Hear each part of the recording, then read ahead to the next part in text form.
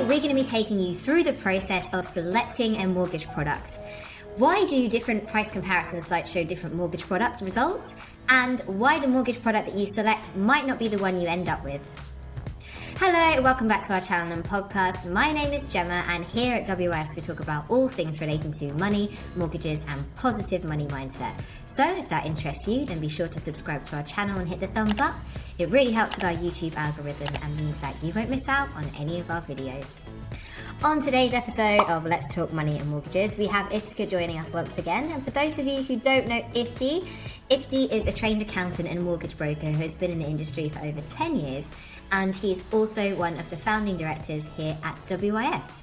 Welcome back, Ifti. How are you doing today? I'm very well, thank you. How are you doing, Gemma? I'm doing well, thank you. So today's topic, we are talking all about selecting a mortgage product. So let's talk about price comparison websites for mortgages. Why would somebody use a price comparison site to find a mortgage? I think they listen to their friends effectively, right? People say, okay, where do I find a mortgage? It's not a bad place to start off with for sure, right? Price comparison websites give you an indicative rate as to what kind of rates are out there. But the biggest problem with the price comparison website is it does not take into account the lender's lending criteria. It doesn't, because it will only tell you if you have a 10% deposit, these are the products you can get. But each lender works in a different way, right? So of course, it's always a good place to start with, but you've got to look at the detail, right? Just because there's a good deal out there doesn't mean that everybody will qualify for that. It depends from lender to lender. But yeah, it's a good starting point, yeah. Yeah, and actually it kind of leads a little bit on to my next question about some comparison sites being cheaper than others.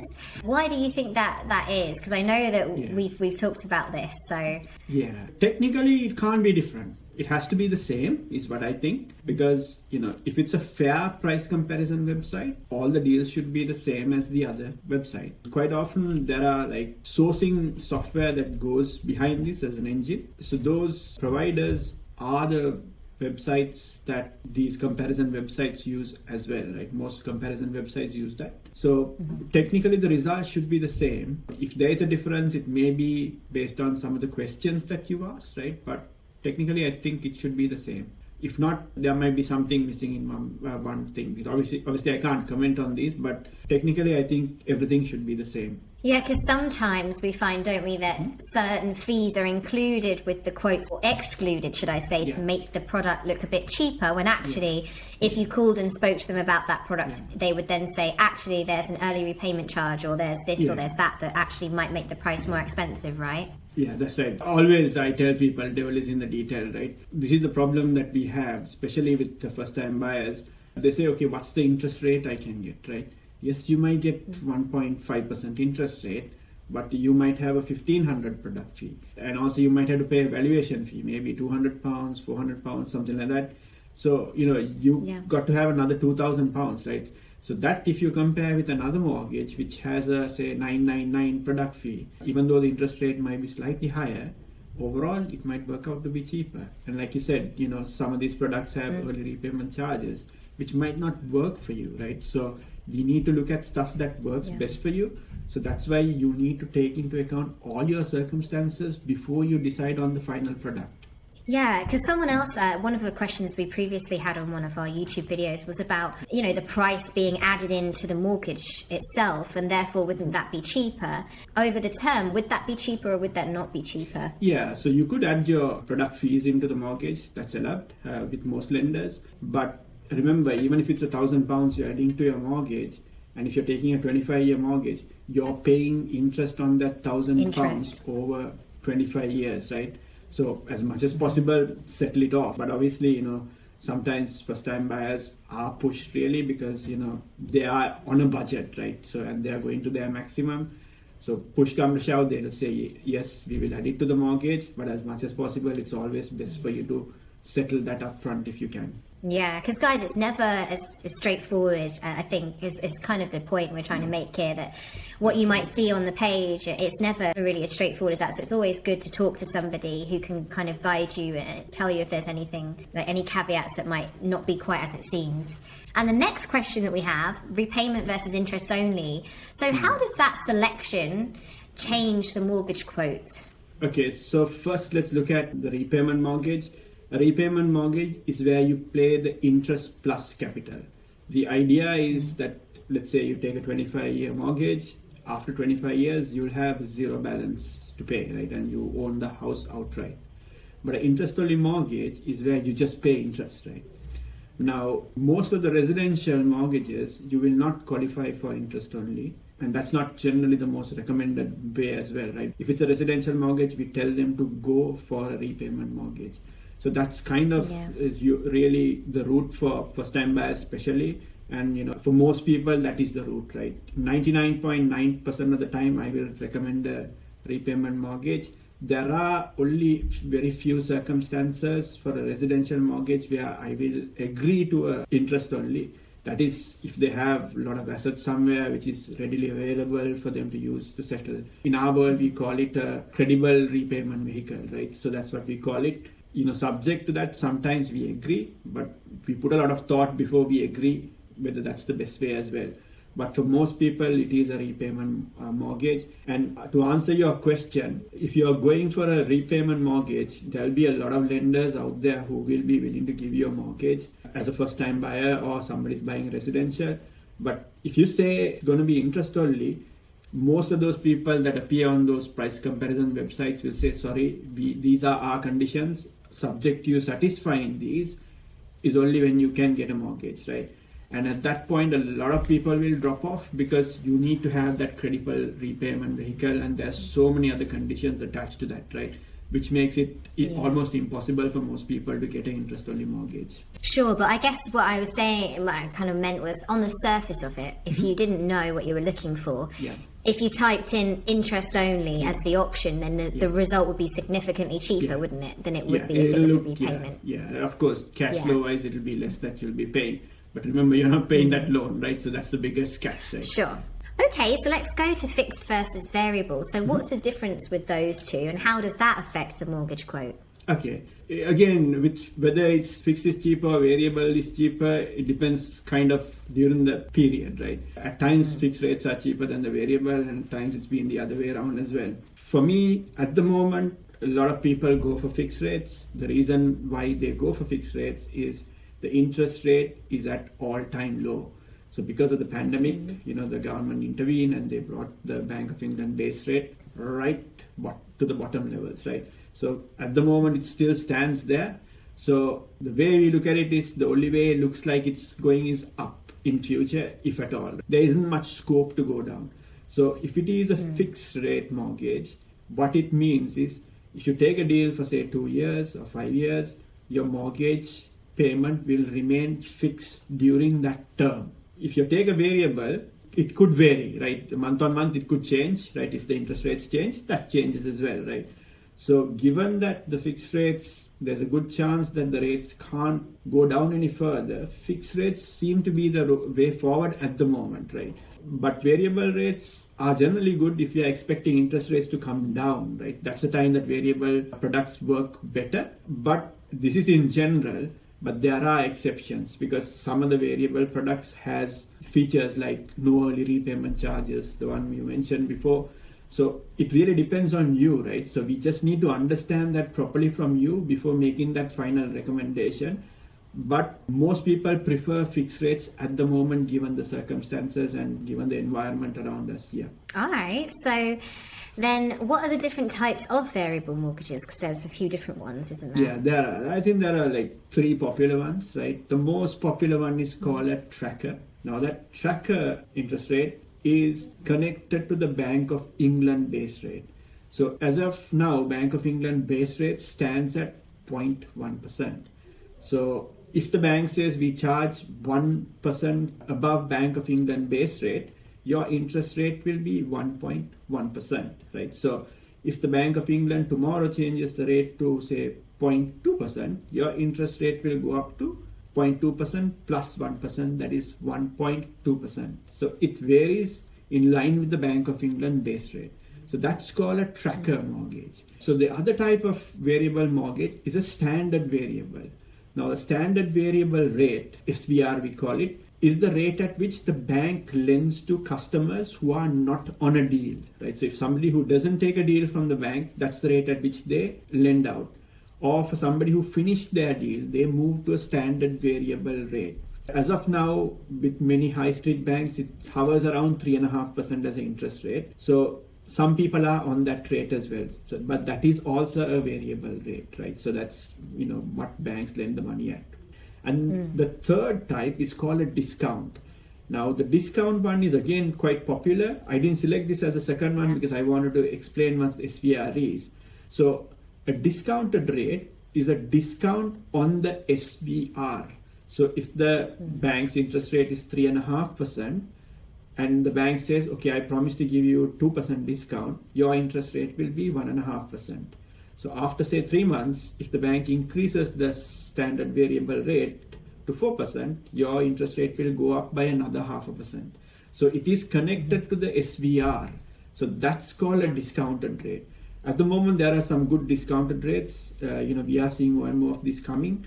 But again, you need to discuss your circumstances with your broker or your advisor and see what works best for you. Now, this is something that you generally can't find on a price comparison website, because if somebody wants to break the mortgage in a year or 2 years, 3 years, the answer may be different, right? So, we have to take all these into account before we make a recommendation.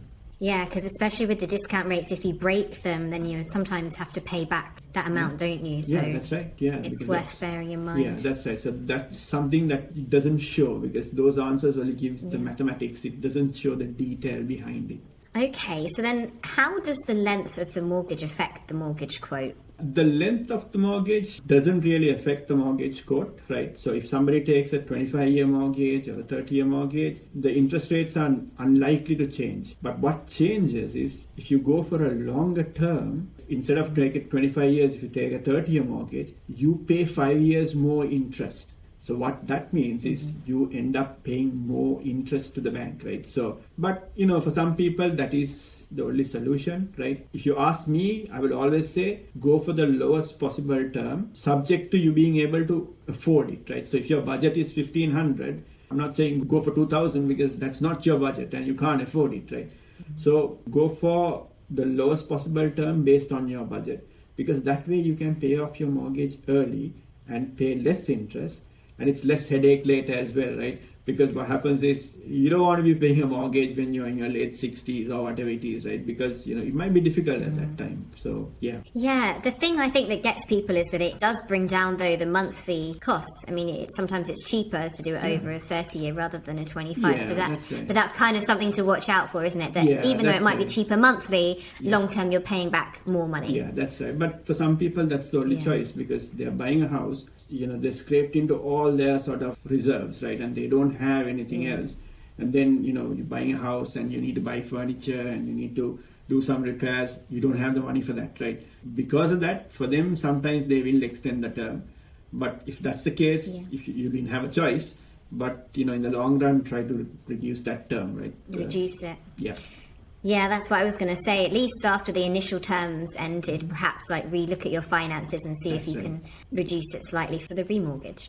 What is the ideal deal period, and does this show on a mortgage quote? That's the next question. Yeah, I think usually the shorter the deal, the interest rates are better, right? So if you take a 2-year deal, the interest rate is expected to be better than a 3 years or a 5-year deal, right? Again, there's no right answer to this, right? Yes, it is cheaper, but again, after 2 years, you have to apply for another mortgage, and at that time, the interest rate may have gone up. But again, this is where, expertise sometimes come into play. What's best for you is based on your circumstances. If you're sort of maybe thinking of, okay, this is my first step, right? I'm getting into the property ladder. I'll buy a house, maybe 2-3 years, buy another house. If that's what your intention is, you probably want to go for a short-term deal, because with a longer-term deal, there's always an early repayment charge. So if you have early repayment charge, you will end up paying a penalty to the bank, right? So all your benefits is gone away then, right? So that's why I'm saying it's always best to consult an advisor on these things, because they can clarify these things. But yes, in paper, 2-year deals are always cheaper, and it has more flexibility as well compared to the longer term deals. We have done another video on this area, 2 years versus 5 years. You probably want to have a look at that video. But really, your answer depends on your circumstances. But what puts a lot of people off, or what people don't realize and kick themselves on this, is they go for a longer term deal and then realize, okay, my scenario has now changed and I've got to break the mortgage, I've got to sell the house. That's when they get caught out, right? So be very careful of that one. Yeah. Thanks, Sifty. And then there's another question that I feel like we get this kind of a lot. So I thought I'd add it into our video. Why might I not be able to go for the mortgage that I found online? Again, you touched on it earlier. Yeah, that's right. It really depends on your circumstances. There are some lenders who will give you 5 times your income. There are some lenders who will give you 4.5 times your income. There are lenders who will give you 4.25 times your income. So the cheapest lender might only give 4.25 times your income. But if your mortgage requirement is, say, £10,000 more than that, you can't go with that lender, right? So that answer is very difficult, right? That only, if you speak to a few banks, you can get the answer. But if you speak to an advisor, they know which bank will give you what, right? So because they have done the work already, or they know how to find the answer. So that's why, it's not always the best way to look at it, Yeah, and sometimes it also depends on affordability, doesn't it? Because that's not exactly taken into consideration either. When you're looking for this rate, you see a great rate and you think like, well, I can get that. But actually, if your affordability doesn't quite work, then you actually can't get that rate. So that's right, it's one of those things you do need. Unfortunately, even though you see these rates online, you still ultimately do need to kind of talk to somebody, don't you? Yeah, that's right. Yeah, in most cases, that is the thing. I mean, if you are very straightforward and you're not trying to borrow too much money, it might be okay. But, it's always best to check with somebody who knows, because there might be stuff you're missing. Because some of these comparison sites don't give you the real picture. It doesn't give you a true cost of the mortgage most of the time. It only tells you what the interest rate is. And it only tells you what the product fees are. But it might not give you the true cost of the mortgage. So that could be a difference, because sometimes the 1% interest is more expensive than the 1.1% interest, because you're not looking at the whole picture, right? So that's what's important. And I do feel like I have to drop in this, at this point, because I feel like it is something that is unique for our company, is that although we are direct mortgage advisors, we also do have accountancy, and we also, yourself, you're a trained mortgage advisor and an accountant. So what makes us slightly different is that we can also kind of give you advice based on your finances, can't we? So it's like another little extra thing. We can work out what's the cheapest rate for you, right? That's right, yeah. So we could do that, and also sometimes you need to take into account your tax as well, right? So, tax is sometimes a consideration for a lot of people. There are things like offset mortgages, which has tax advantages if you're looking at a residential mortgage. So that might be something that might work for certain people. So, sometimes we can put that tax hat on, right? So, it helps, right? So, yeah. And the last question that we have today is, what do you do when your deal ends? So, obviously, when your deal ends, you move to that standard variable rate, right? That's something you want to avoid as much as possible. So what we normally suggest is don't wait till your deal finishes. At least say 6 months ahead, speak to an advisor and see how things are for you, because there are certain things sometimes you need to do in preparation for your mortgage. So if you start that process a little early, you will end up with some good options when it's closer to the time. So that will help you.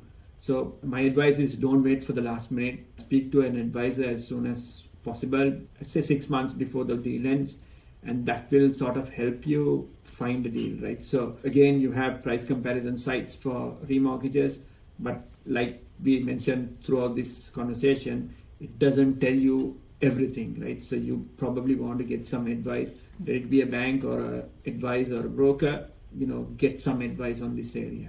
Yeah, I do think though, as well as obviously getting advice, it is a good idea to look at these comparisons just so that you kind of get a little bit of an idea of, what you could potentially, how much it might cost you a month, especially if you're a first time buyer and you literally have no idea. But obviously, basically, we're also saying that it does help to speak to somebody, doesn't it, to really gauge exactly what you might be able to borrow. Yeah, price comparison websites are good. It's a good starting point, but you just need to understand the whole picture, right? So that's when advisors come into play, because they can explain things better to you and find what's best for you. Absolutely. Well, thank you again, Ifti, for some more great advice. I just wanted to put a reminder out there that these points may or may not be applicable to everybody, so we always suggest that you do talk to an advisor to see if these are suitable options for you. And if you don't have an advisor, I will leave our WRS contact details below, as we are always happy to help. As I said, we do have an accountancy department and a finance department, so if you're looking for financial advice, pension advice, mortgages, obviously we can always help with that as well. As a little reminder that a mortgage is secured against your home or property, it may be repossessed if you do not keep up with the mortgage repayments. Thank you again for joining us today. We'll be back next week with another episode of Let's Talk Money and Mortgages. Have a great day, stay safe, and we'll see you again soon.